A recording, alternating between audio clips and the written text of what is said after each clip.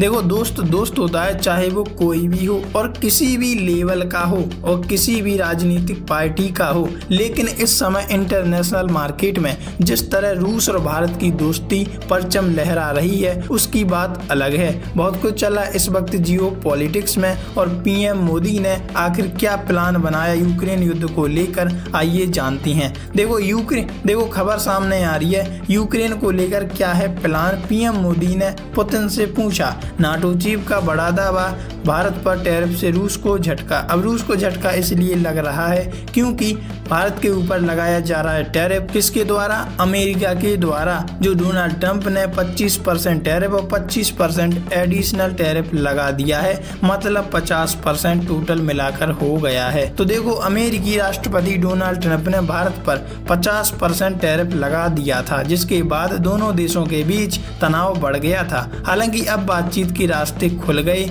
इस बीच अमेरिका की अगुवाई वाली 32 देशों के संघ नाटो की तरफ से बड़ी प्रतिक्रिया सामने आई है। नाटो के महासचिव मार्क रूटे ने दावा किया कि ट्रंप के टैरिफ का रूस पर बुरा असर पड़ रहा है और भारत इसी वजह से अब फोन कॉल के जरिए रूस से बात कर रहा है। मार्क रूटे ने CNN से बातचीत के दौरान बड़ा दावा करते हुए कहा, भारत पर लगाए गए ट्रंप के टैरिफ का रूस पर बड़ा असर पड़ रहा है। नई दिल्ली फोन कॉल के जरिए लगातार पुतिन के संपर्क में है पीएम नरेंद्र मोदी। उनसे यूक्रेन पर अपनी रणनीति स्पष्ट करने को कह रहे हैं क्योंकि भारत पर भी टैरिफ का असर हो रहा है। ट्रंप ने भारत के प्रति क्यों अपना लिया सख्त रवैया? दरअसल भारत रूस से तेल खरीदता है। ट्रंप इसी वजह से भारत से नाराज चल रहे हैं और उन्होंने इस बात का जिक्र कई बार किया है। हालांकि भारत ने अपना मत स्पष्ट तरीके से रखा और अपनी बात पर टिका रहा।